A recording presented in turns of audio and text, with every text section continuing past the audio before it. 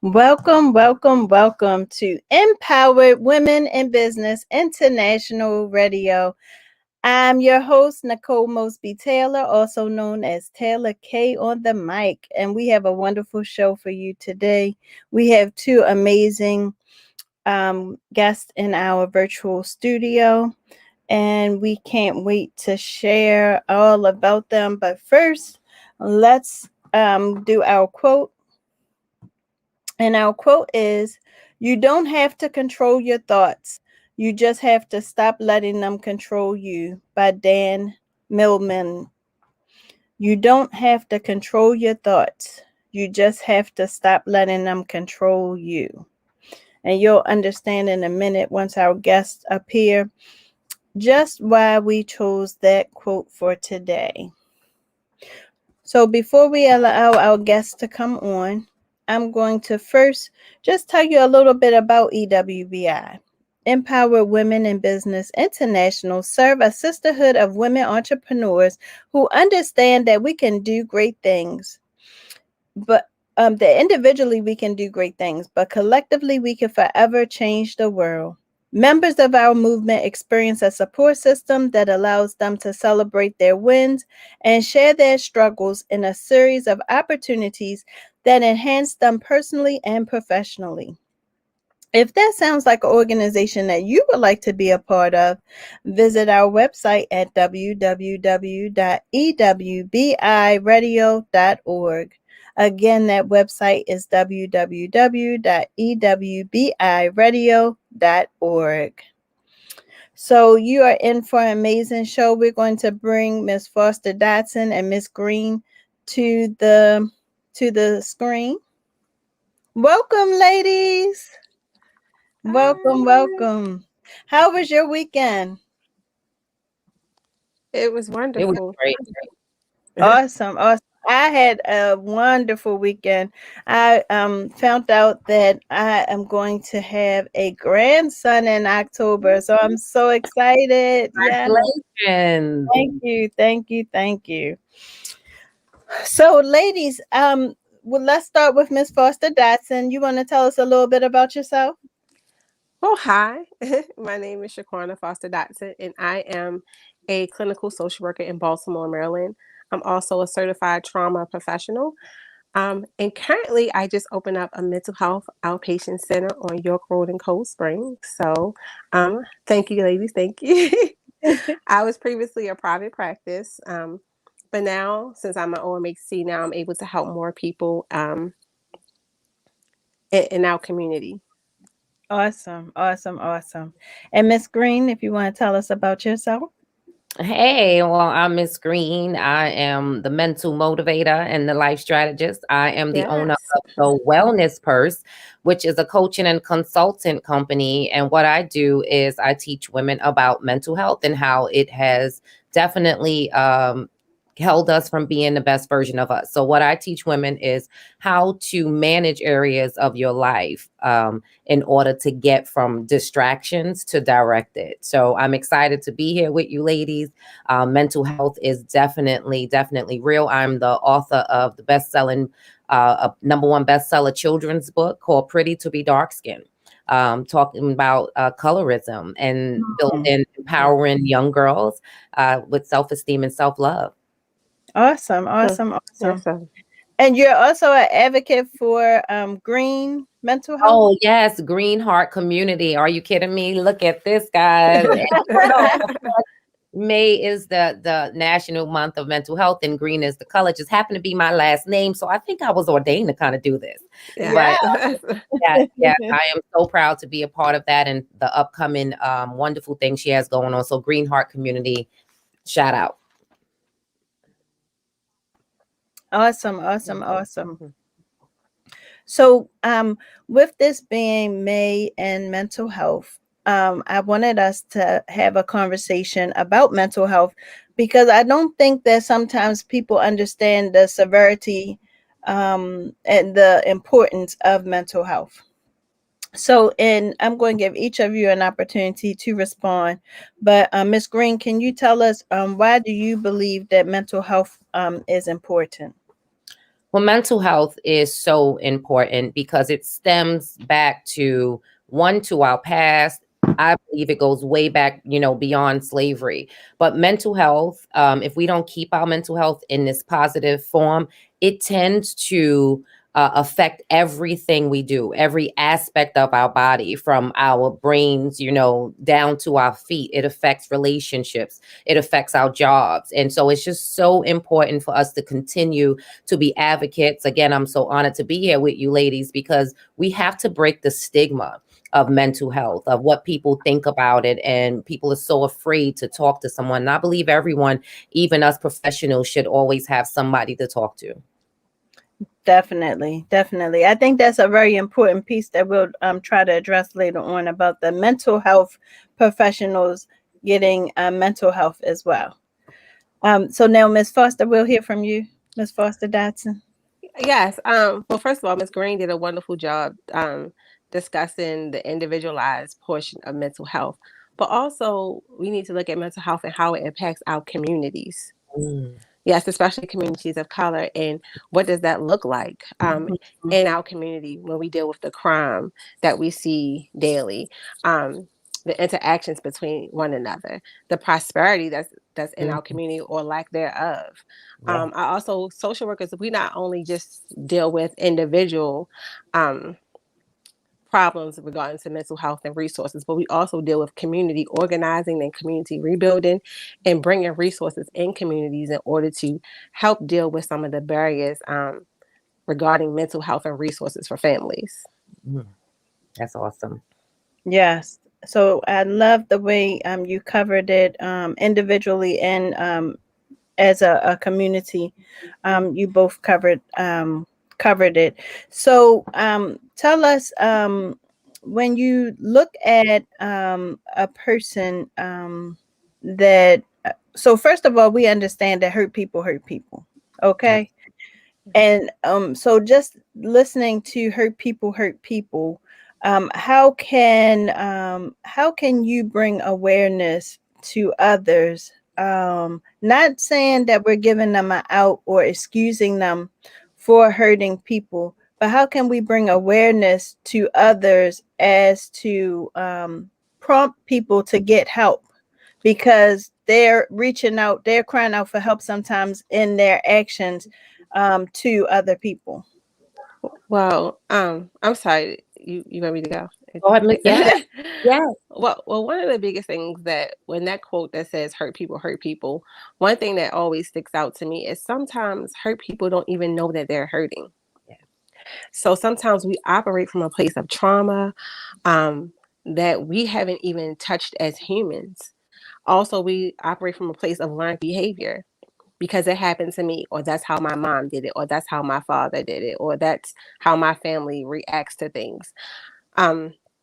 That goes along with hurt people, because sometimes I'm just not aware. So one of the things that we can do as a community is also being honest with people and being a true reflection, and guiding people to mental health resources, right? Because the first step in receiving counseling is the ability to say, like, I'm here and I need help. One of the first questions we ask is, what brings you to therapy? Right? So helping people explore that trauma. And also, sometimes trauma is not just always what we visually see and hear. Sometimes we have implicit trauma from memories from childhood. They are associated with our emotions. So just letting people, giving them a free space where they're able to talk about those things, and also encouraging them to let them know that that's okay. So that's my biggest thing, like just making people aware of some of the things that they're doing and guiding them to the proper resources. Awesome. Did you want to add anything, Ms. Green? Sure. I love what Miss Foster Dotson just said, because it's just so, everything is about the awareness. No matter what we do, and over here where I'm at or where she's at, it's all about the awareness. And we really can't operate in the capacity that we can if you're not even aware. So along with that, the only thing I would add is making it available. We have to create these spaces, if you don't mind me saying, Miss Foster. We have to create these spaces for them to be able to come. We have to create the space for the education. We have to create these groups and these go into these communities, and we have to be creative of how we market it to them, and letting them know that it's okay. So the awareness just doesn't come from us just saying, yeah, it's okay. No, the awareness comes from us really, just how Colleen and Diana did. She lit up Baltimore in green. That's awareness. Like, whoa, green, lighten up Baltimore. We have to do it big, and we cannot stop. Yes. And do you feel that mental health is sort of swept under the rug, so to speak? I'm going to say absolutely. I think we, just my opinion, I believe that we sweep a lot of stuff under the rug. Mental health is just one of the biggest ones, and that's one of them that we shouldn't. We want to blame it on other stuff because we don't want to believe that it's real. And it's the stigma on the word, mental health. As soon as you hear that, what do you think of? Especially in our community. Let me speak on that African American community. You crazy. So once you say that mental health, that means you're crazy. And 90% of us, if you are into a religion, you're going to throw that religion there because you want to make the excuse for it to go away. But it does not go away. And until we stop sweeping it under the rug, then we can really start talking about these things. Because what I believe, ladies, is that we passing this on to generations and we don't even know it. We're passing these hurt onto our children. We're casting our fears onto our children because of our mental health from us being a kid, and we casting the fears onto them, and we don't even know that we're not allowing them to live their fears because of our fears. So I just believe it's so big, and I'm just excited to be here. I'm sorry if I sound like, because I really am. Talking about mental health feels like it's my life. So I think I'm right in the right place with you guys tonight. No, it's so important. I'm glad that you are excited, and we need to get excited about having this conversation because bringing awareness will help to break those generational curses. We see it, repeated generation after generation, and until we have these honest conversations and we bring things like ACEs into the conversation, then we can break those generational curses so that we can really address the needs of our communities and people individually. So I mentioned ACEs, which is versus childhood experiences. Yes, thank you. I know you know. That's right. That's right. So tell me, why does I just don't understand that we have the research on ACEs, that it affects not only a person but even the growth and the developmental portion of their brains, and it's not known to the masses. Like, still so many people don't know what ACEs is. Can you guys just expand on that? So there are several topics under ACEs when we talk about a person's environment, neglect, parent-sibling relationships. All those things lead to poor health outcomes. And the reason why those things lead to poor health outcomes is because it releases these things called toxic stress. And our bodies react to this stress. It's like revving up a car engine consistently, like vroom, vroom, vroom, vroom, vroom, right? And so our bodies are not meant to operate in that fight or flight, that area. So, and when I talk about communities and mental health, that's one of the biggest things. Like, we need to fight and take back our communities where we have high violence and crime.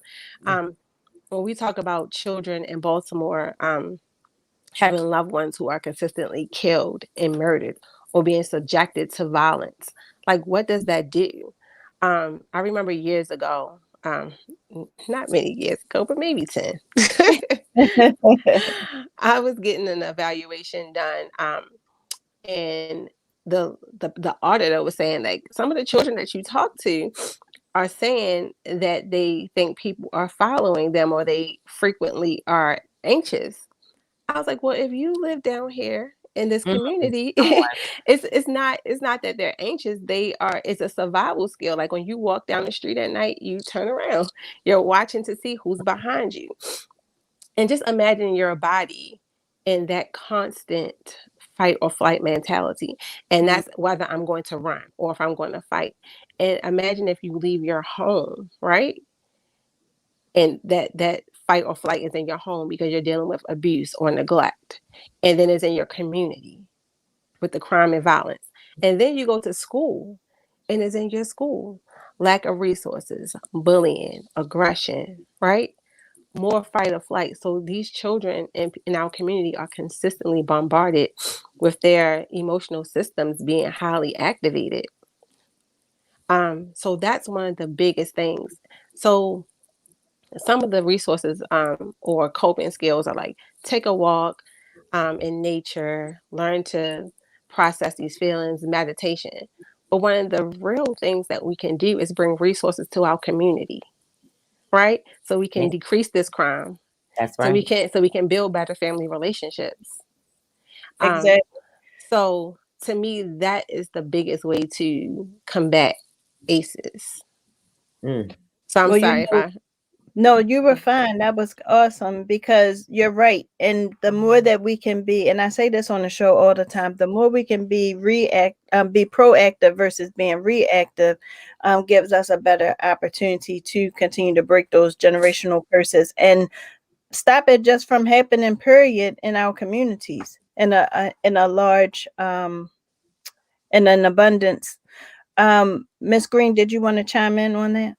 I love it. ACEs is real. I mean, if I couldn't say anything else, it's real. And again, it goes back to our awareness, making people aware that these things exist so we can stop hiding it, because that's what we do. I love that I work in the middle school and I'm able to kind of get them there. And of course, right now, what we're seeing from this pandemic and even prior to, the ages are getting younger and younger of anxiety and of depression. And the reason why I went into psychology and that kind of thing is because we're getting misdiagnosed. We're getting disciplined. And I love how she said the crime, like we're sending our kids to jail for things that has nothing to do with, don't get me wrong, crime is crime, but can we look at the whole child? Can we look deeper into where it's from? And that's what I want to do. I don't want to just, so when my kids come to my room because, hey, they had a bad day, I don't see the bad kid. I see, where is this really coming from? Because what? Because I wish somebody had done that for me. Growing up in Brooklyn, all that fight and flight, that came with me right on down to Maryland. I'm turning around like, hey, you too close, because that's how we grew up. I grew it. So they like, she rough, but really that's just what, like she talked about, those generational curses, those environmental stimulus that we grow up with. And I wanted to change the game here. And I started Treasured Jewels, which is my girls' mentor program. And to tell you the truth, ladies, I didn't even know that's what I was doing. I was freeing myself and teaching them mental health. The overall goal of the program was, what would I have wanted in middle school in my make it or break it years? Ladies, I gave birth at 13 years old. My baby boy going to be 28 years old. So don't talk to me. Trauma. Been there, done that. Okay. 2 years later, his father was murdered. But I'm a living testimony. That's just the little beginning. That's why now, being a part of the Green Heart community and feeling like you have a home, that no longer can I keep my mouth shut, because keeping this stuff inside, Dr. Sherwood says, you the prescription to somebody else's pain. I can't do no more. I can't be quiet anymore. And that's it. ACEs is real. Wow. That you said a mouthful right there. You said a mouthful. So how can we spread the word? We're talking about it today about ACEs, but how can we get this mass message out to our communities and to individuals so that they can become aware of ACEs? And you want me to grab that first, Miss Foster Dawson? Okay. We're in this together. Yeah. Getting it out for me is, of course, I think about things by planting seeds. That's my nonprofit. I know sometimes we can't reach the masses, but it's the little things that keep building up and building up. So what I like to do is I like to educate. I like to sit here and I'm going to tell you a story because I want you to see that it's real. I want you to see that you're not looking at somebody from TV. You are now looking at somebody who's been there and done that. So I want to educate you as much as possible. I want to educate you on your level. If you second grade, I'm going to talk to you about it on a second grade level. If you're an adult, I'm going to give it to you real on an adult level. But when you leave me, you're going to understand and you're going to be thinking like, wow, this is this is real. So I just believe in doing those community meetings. You know, I'm kind of one of those people that it's like, oh, here goes Miss Green. I don't know what's she gonna come out of mouth.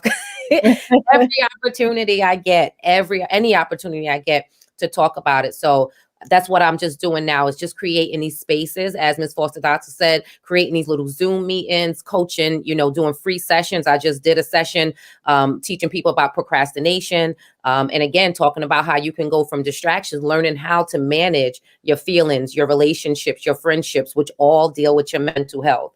So we have to just keep going and don't stop. If we can save one, if we can spread the message to one, we've done our job.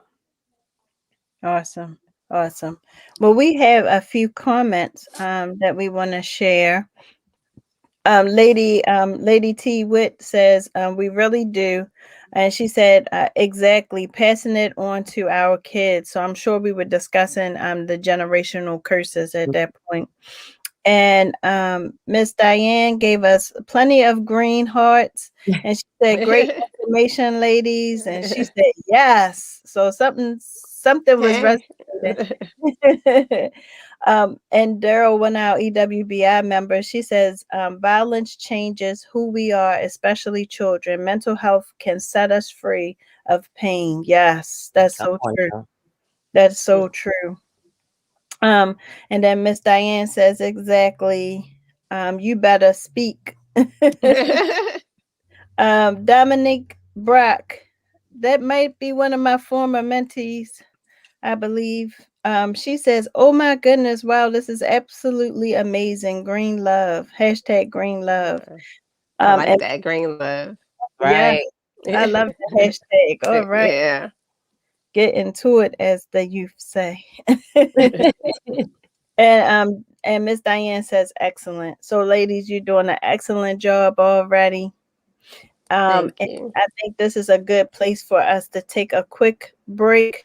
So everybody watching, stay tuned to Empowered Women in Business International Radio Show.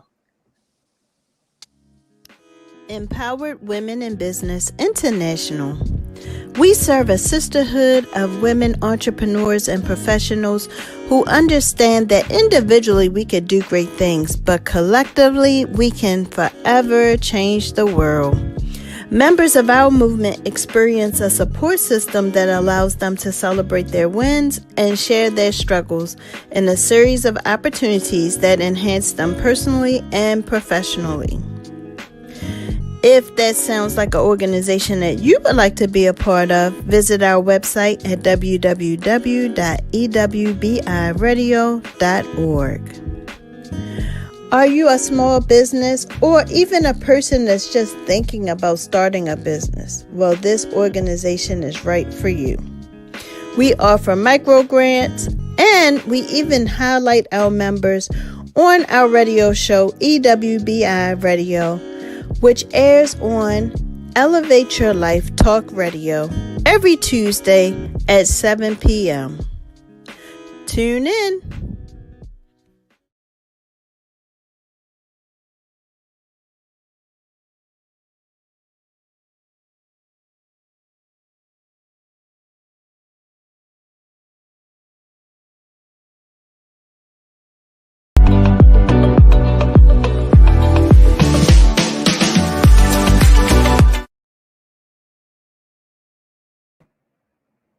Welcome back to Empowered Women in Business International Radio. So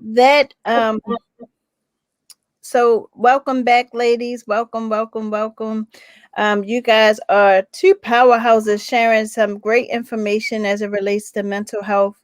So I was just thinking, I said, how important is allowing self-determination when we talk about mental health, and why is that so important?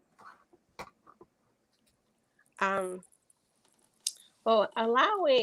first of all, the concept of self-determination is one of our ethical values in social work. We have to understand that clients have the right to make their own choices. I always tell clients that I'm here, I'm your advocate, I'm your support system, I'll walk with you, but I'm not your decision maker, right? My job is just to give them the tools in order to make effective life decisions and to have them be able to control their emotional um, feelings and give them the tools to self-regulate, basically. That's my job. So people sometimes when they come to counseling, they think that my job is to give them my opinion, but it's really not. It's to teach you the tools so you can operate independently, and just provide, encouragement where I can. Self-determination is really important because it gives a person confidence. So your ability to make decisions for you, your family, right? If you're sitting around allowing me to make all your decisions, that's not empowering you.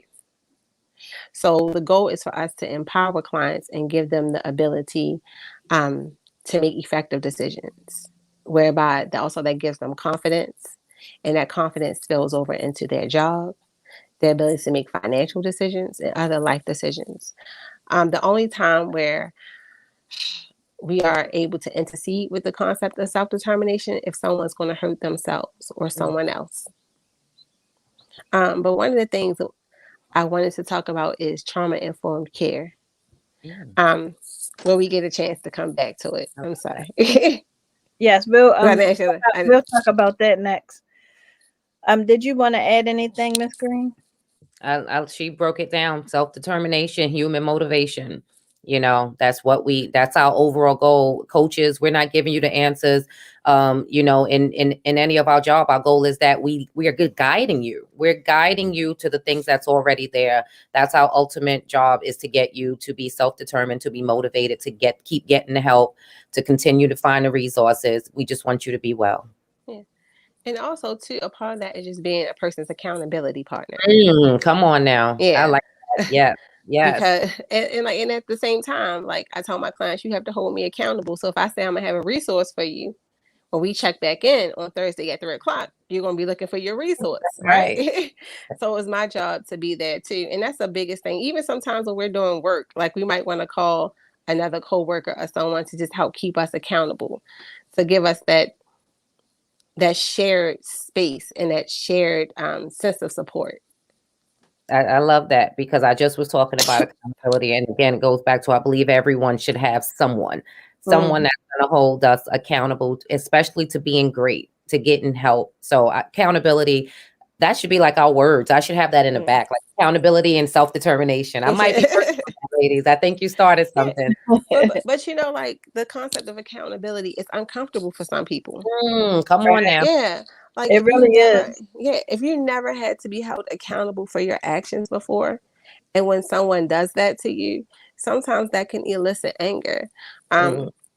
When I do therapy, I do a lot of work with like the anger iceberg. And sometimes I substitute it with anxiety. So it's like, well, what's under that feeling of anger? Why are you angry at me right now? Oh, okay. Let's talk. Well, you feel uncomfortable. Okay. you don't like being corrected, or you don't like being held accountable for your actions.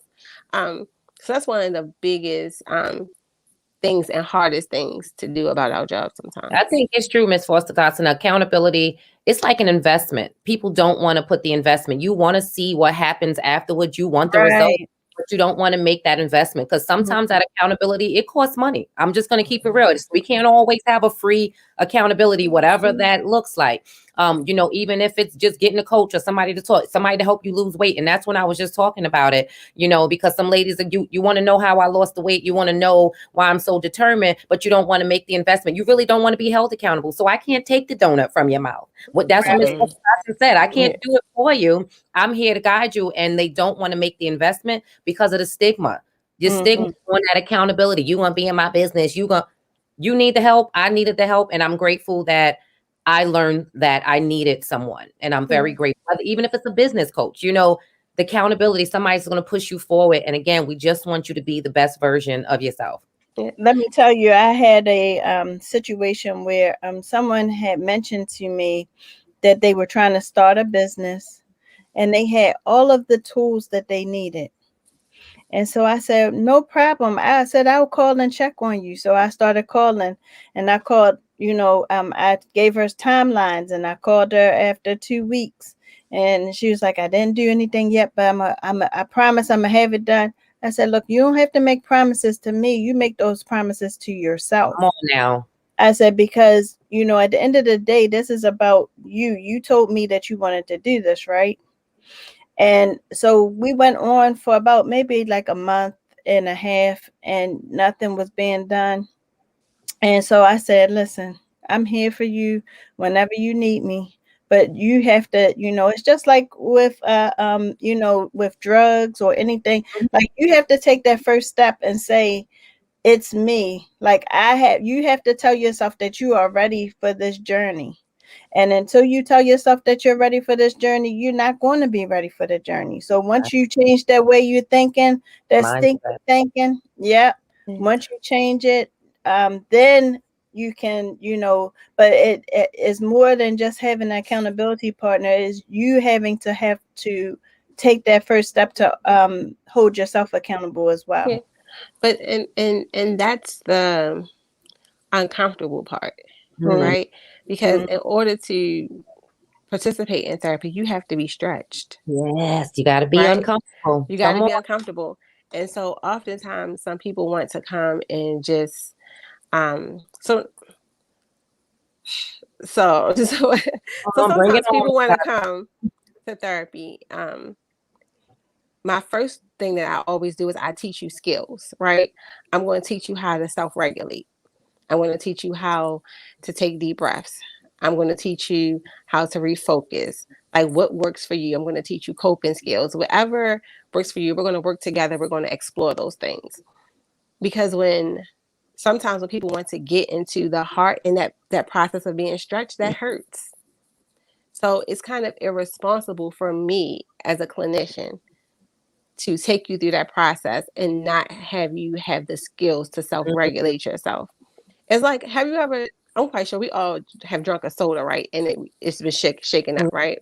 Mm-hmm. So, and you really want to drink this soda, right? Imagine like a soda with like the chunks of ice is all nice and cold. You just really ready to drink it, right? The water sliding all down the bottom. You just ready to drink it.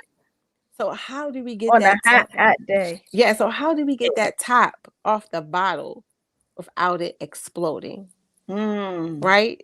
And so that's how I think of therapy sometimes when people have traumatic events. And so for some people, you have to let that bottle just sit, right? Settle down. But you know how like you take the top and you twist it just a little and it goes. Oh, now you got me thirsty. I want to yeah. and then you close it back, right? And then you come on now. And so you keep going and you're building that resistance. You're letting that acid out. So that's what we do in therapy, and that's how I think of it, like the stretching process. I'm just twisting that bottle. So when I'm teaching you deep breathing, and when I'm telling you some self-care techniques, or we're listening to music, that's me twisting that top, right? And then we just close it back, and we keep going until eventually that top comes off. I love that analogy. Thank you. I didn't make it up. I heard it before. That's good. But that example resonated with me. And it also kind of got my practice of how I work with people in the community, especially people who cope or are dealing with trauma. That's good. I had a recent situation. I'm gonna give you this 1 minute story, and I was in a committee for implicit bias, right? And I say this because, you know, we talking about trauma, but this was something that was so new, and we talked about it. And the only reason why I said, because that analogy, when we were done, I got a phone call from one of the members who was on fire. Like, I think her top exploded. What she said to me opened up my eyes. She said, why would they take us there and leave us there? And I said, that's because nobody's educated them on what this conversation really does. And I had to I was so grateful. Let me say that I had the tools to help her get back that top little by little. But I never knew that was, you know, I guess for me, because I have a few tools so I can control it a little bit. That conversation took this young lady to a place, and that's all she kept saying was, I couldn't believe they didn't know how to take us to a better place. That when we got off, she said, it's probably going to take me hours to mentally get it off my mind. And that's what I was alluding to about trauma-informed care, and even the way that we educate or deal with people in anything, not just our community, but all communities. Just provide, like, even like with AA, right? A lot of people say AA helps them, but a lot of people, that's just not the tool for them because it leads to trauma. Like some person that has been through trauma, they might not want to admit that they're helpless. Absolutely. Right? For me to say that I'm helpless, that might hurt me because I've been to a place where I've been really helpless before. So for me to say that is hard. And so because of that, I can't even submit myself or get myself even in line with the guiding principles of AA, right? Real. So because that's like the first step, right? Yep, it is. Admitting. So Yep. I'm helpless. And so some people with that who have been hurt and abused, it is really hard for them to say that they are helpless. And sadly, a lot of people who have been abused in their life may engage in substance use, right? So the intervention that's actually used for substance abuse, right, or use, has a person that's been through trauma admitting that they are helpless. But it's all in how you look at it. So like you said, even when we are doing certain tasks of educating professionals, children, or people in the community, we have to find a way to make sure we can put that top back on. Yes, come on. Slowly take it off, close it, open it up some more. It might take 1 or 2 meetings, but the process of not, like you said, leaving someone in that space where they are feeling anxious or uncomfortable or reliving hurt. Mm-hmm. Right. So I'm glad you brought up trauma-informed care, because after talking about ACEs, I definitely wanted us to kind of seal that, to add that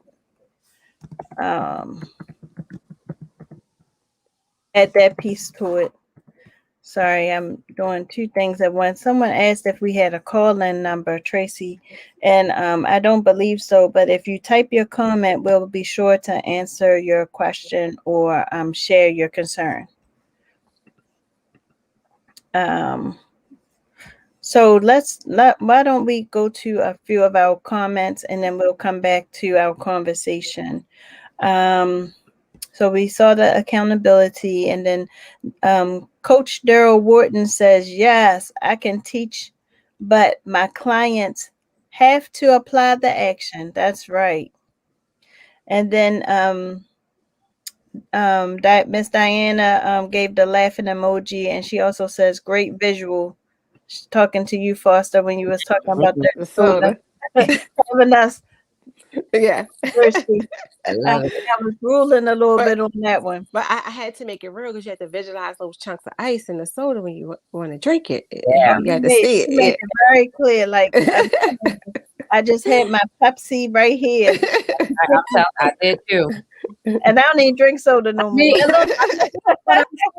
I gotta run past the Royal Farm now. Okay, I might just keep that sip right now. Make sure you get the cup of ice because they have the best ice. They do. Chewable ice. Oh, come on now. We on a whole nother level. Royal Farm and hospital ice, man. Oh. Right there. Tracy Price said, "Real talk." And hey, Tracy. I hope you heard about the call-in number. So please text us or send us your message so that we can answer your question or just share your comment. And Diana said, yes, the best ice. So we talked about a lot today. We talked about ACEs, trauma-informed care. We talked about self-determination. Is there any big piece that we're missing that you guys want us to touch on?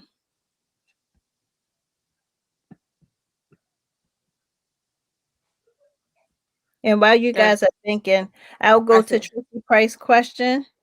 It says, it is important to find the right therapist. Yes, because not everybody is that right therapist. I began therapy the first time after my fiance died. It was not the right time, group, or pastoral counselor. I now see a therapist do to my ongoing health trauma. Yes, so she brings out a very good point. It's almost like a shoe size. Just because that's your shoe size doesn't mean that you can wear that physical shoe. And it's so important for us to find that perfect fit. And just because they might have the credentials don't necessarily mean that they're the right person to counsel or to be your therapist. She also said it is difficult as an educator because we are not always informed about our students' trauma. So I'm going to agree with you, Tracy. I have a mentoring group, and we got all of these children for a summer camp that I was hosting.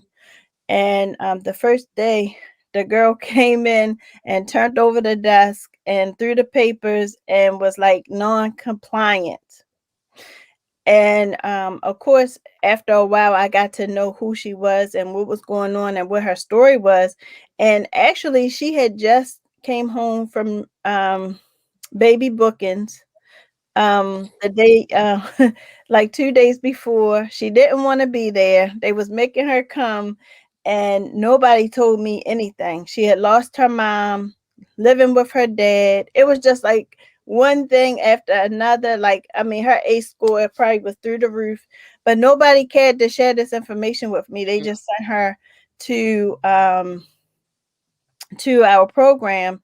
um and by the time we finished, she was, she was a totally different child. The camp was only 6 weeks, so just think if it had been a longer process to give her, I almost felt bad with kind of leaving her there, because that's sort of like what you were sharing earlier. Like, you get a person to a certain point, and the funds run out or the program ends, and then it's like, what's the next step for that person? Yeah. They're making so much progress, and there was not a next step for her at the time, because the summer camp ended, and now it's time for her to go back to school. So what do you do in that case, even when you are seeing your actual client in your office, and you're at a place where you're just getting them to open up and share, but your hour or hour and a half is over with? What do you do at that point? So that's always been difficult. Like so in my private practice, if I don't have another session, I could sit for an extra 30 minutes, right? Or just to give you that time. But also clinically, it's knowing when your client is being stretched. Come on now. Right. So I'm getting to, so we're going to touch something. And I'm like, okay, so let's stop here. Right. And let's try to get you back to baseline. Because the goal is, because those memories are never going to go away. Right. It's how you perceive them, which changes. Is how your emotional regulation changes when you talk about those things.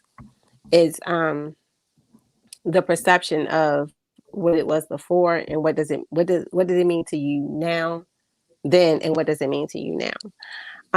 But then I know, Taylor K, you touched on your client had some complex trauma. So when you have people who dealing with multiple traumas, that, I mean, 45 minutes in a session is just not going to cure all of that. But one thing I also had to learn in my practice is setting boundaries. Mm-hmm. Mm-hmm. So did somebody just snap? That was me. Sorry. I'm so used to being on Don't Zoom. Snapping in listen. my head, so you okay? I was doing it in Listen. my head. I snap all the time, don't I, Okay, Taylor okay. Cat? So you're right at home. So but setting boundaries with them, and that's just not for a billing issue, but that's a life issue or a life skill. So knowing when, okay, so you're being stretched. Okay, let's get you back to baseline. Can you come back tomorrow? Can I call and check on you in the next 2 hours when this next person comes in? So it changes when you're no longer in a private practice, because now I have multiple people who I'm responsible for, but also still providing that outlet without becoming the intervention. And I'm just going to say this. Some people who are in the helping profession turn themselves into the intervention. Mm. And that makes the client dependent on you. Mm. And that's not what we're here for. We're here to teach them and help to build them. So even when I'm stopping appropriately, right, and I'm getting you back to baseline, you still had to go home and go about your day and still regulate those emotions and cope with that process. Right. Right. You just can't sit with me the entire 2 hours because I'm becoming that intervention. I'm not the coping skill. Yes. Mm-hmm. That's You know, right. I'm That's a awesome. support, but not the coping skill. And that's where that self-determination, making sure that they're able to make those decisions for themselves. That's Yeah. right.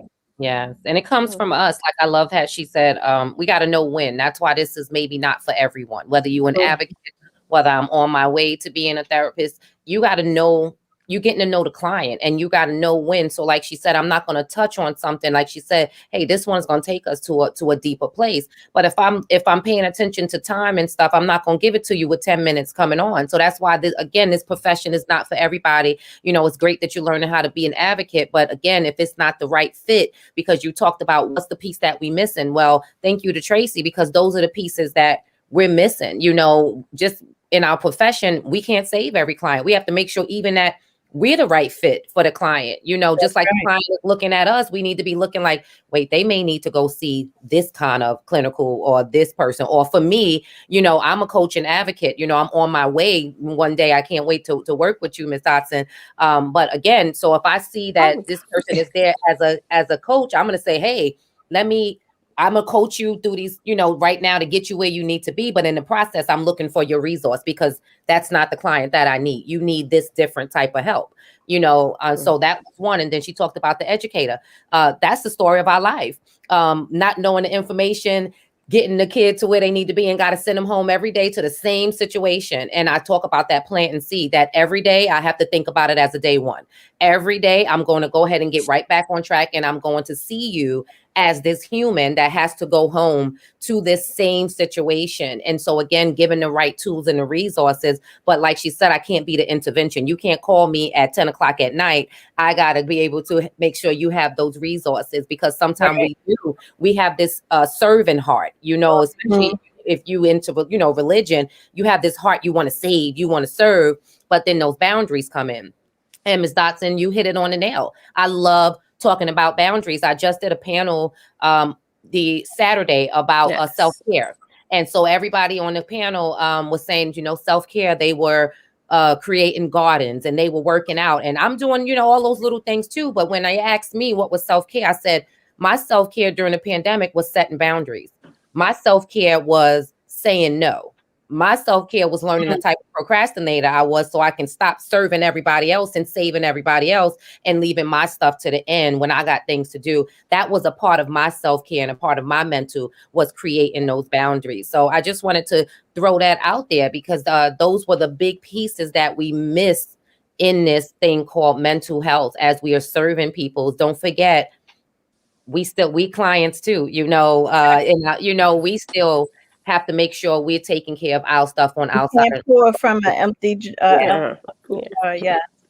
So my husband says, great show as usual, and knowledge is power. Kalina says, I'm not the coping skill. Yes. I feel like we should be congratulations, Damon. Wrap it up there. And she also said exactly, gave a green heart, and yes, with the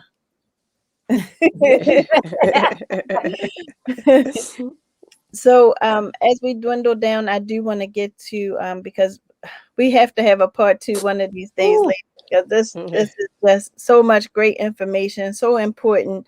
But I do want to get to your individual ventures and just talk a little bit about Miss Green, if you want to talk a little bit about Green Heart mental health, as well as some of your individual projects. You got it. I'll do about 3 minutes. Green Heart Community, look it up. Miss Colleen Diana, I'm so grateful for her. Wonderful, wonderful woman in this mental health area and doing some great things. She's a great teacher and coach, and she has a great coaching company teaching you how to be advocates. And I just want to say congratulations to her, because she is doing a university, taking this thing to another level. Get in contact with her. Again, you don't, even if you're not the psychologist yet, this is the first start, because it not only helped me inside, it helped me to be able to help others. So I just want to say shout out to Colleen Diana, the Green Heart community. Look it up on Facebook, Instagram. Super awesome. As for me, check out a couple of my books. I got a couple book project with Cheryl Wood. I Am a Victor. I have my book, Pretty to Be Dark Skinned. I have Woman Crushing Mediocrity and Girl on Fire. So I'm definitely surrounded around some wonderful queens right now in the industry when it comes to speaking and writing. My company is the Wellness Purse. You can find me on Facebook or Instagram. And I create that company based off of a purse that we stuff our purse with everything, but our purse don't break. That's what we do to our mind, bodies, and souls. So the Wellness Purse, check me out there right now. I got a 6-week program coming up where not only do I teach you about eating, but I teach you the mental part that's connected to why we eat, so that you can actually get rid of the weight for good. So that's a great thing. And my next project, thank you guys for giving me a minute, is called What Goes On in My House Stays in My House. That drops June 22nd. It's an anthology. Those stories in this anthology is going to blow your mind. But if you know those words, and you know what I'm talking about. So stay tuned for that. In volume 2, I'm going to be doing the author call coming up soon, where I'll be looking for some more authors, and it entails a workshop where I'll even teach you how to, again, properly, Ms. Dotson, start working on how to get this story out, because it is a process, Ms. Dotson. It was not, oh, let me just go write the story. I literally had to coach these women who were going through that trauma again, but knew they were committed to it. So my first project, I didn't do a lot of people because I knew it was going to be intimate. So again, Goes On in My House Stays in My House, breaking my silence for my sanity. Awesome, awesome, awesome. Thank you for sharing. And how can they get in contact with you one more time, Miss Green? I'm at the Wellness Purse on Instagram, Facebook at Just Mimi 1979. Mahisa Green, you see my name up there. Find me. Check out the website. They'll go straight to the website. Subscribe to thewellnesspurse.com. You will be intrigued by what's up there. So find me. And Green Heart University. Green Heart University is here. Green Heart Community. Colleen Diana, find her, get in contact, follow us. She has some great things coming up. Green Heart University. I am way too excited about this. Awesome. Thank you so much. And Ms. Foster Dotson, could you share with us some of the great things that you have? That's like really in play right now. Well, first of all, let me just say I am excited for everything that Miss Green is about to do and is doing. Yeah. I'm ready. So I'm just loving it. And congratulations. Thank you. So as I stated previously, I went from a private practice. Now I'm an outpatient mental health clinic. And in a few weeks, I will be opening up an outpatient substance abuse treatment center as well. So I will be able, thank you so much. So I will be able to provide mental health counseling and substance abuse counseling for individuals. I'm also in, like I said, the York Road Cold Spring area, and I'm so excited. And recently I have been added to the advisory board of Loyola Clinical Centers. So thank you. So I'm excited for all the work that they're going to do in the community and that I'm going to do as well. So those are some things that we'll be doing. Ms. Dotson, I'm going to need a place to intern. I'm putting it out there into the world right now. So I'm going to be. Let me tell you, she is the best. She is the best. Every time I tell somebody, I always have to tell them, look, go look her up. Hopefully she'll have room for you. But when I tell you that, man, she's the best. She is the best. I'm in the right place. Tell them your website and your phone number, Ms. Foster Dotson. My website is www.inspiringchangemhs.org, where we inspire and change one day at a time. And my phone number is 410-699-3738. Once again, that's 410-699-3738. You can also find me on Facebook at Inspire and Change MHS. Awesome. You guys have some great things going on, and we definitely have to have you guys come back, and we'll have Miss Diana even join us, Yes. Yes. so that we can really have a great panel and a powwow. She says that she's so proud of you guys. She's posting away. She put your in Cold Spring, your address. She's been posting the wellnesspurse.com. Congratulations. Nicole Bennett Jones says, congratulations, ladies. And Rhonda says, great show and beneficial for so many. Good mental health has a whole new meaning meaning as we all manage to live during a pandemic. Yes, that is so true. We didn't even get to touch on Isn't that COVID and the something? pandemic. I, We I think Miss Green mentioned it, but we didn't even really get to touch on that part. Mhm. So that is so true. it So true. it also, Miss Taylor K. I forgot to mention that I also teach a workshop called Self Disclosure. So basically, what that does is it teach mental health professionals or anyone in the mental health arena of how to share your story in a way that's trauma informed. Because our story is what brings us to what we do. We're here because our personal experience, something or someone has touched us, and that experience has made us want to come. But how do we share that story without traumatizing our clients? That's Mm. right. That's right. Mm. Tracy Price says I'm beginning an advocate group as well, so she will be in touch. So I'm not sure which person she'll be in touch with, but one of you three. It sounds like all three are good powerhouses to connect with. So hey, hey, Tracy. Looking forward to it. yes. So thank you, ladies, for being on. You've been amazing. Thank you. Um, so thank you guys for tuning in this evening. Our audience has been great. You've been giving us feedback. It's been amazing. Thank you so much for tuning in. Visit our website at www.ewbiradio.org. Also visit us on social media, Empowered Women in Business International on Facebook and EWB_INT on Instagram. Don't forget to check out our members page. So on our www.ewbiradio.org, we have a members page with a directory. All of our members are business owners, and it tells you what they do and how to get in contact with them. So if you are looking for a service or an item, maybe a piece of clothing, jewelry, a bookkeeper, we have a little bit of everything. If you have clutter in your house, we have somebody that will come and remove your junk. So we have a little bit of everything for everybody. So visit our website again at www.ewbiradio.org. So don't forget to tune in every Tuesday, 7 p.m. right here on Elevate Your Life Talk Radio, and you will find Empowered Women in Business International. Our rebroadcast is also every Saturday at 9:30 a.m. on Alexa, Google, and internet radio. Elevate Your Life Talk Radio. So that's it for tonight. We're going to close as we always do. Thank you all for tuning in to Empowered Women in Business International. Don't forget to keep it locked every Tuesday, 7 p.m. right here. And individually, we could do great things, but collectively, we could forever change the world by Nick Mosby. Have a wonderful week, everyone.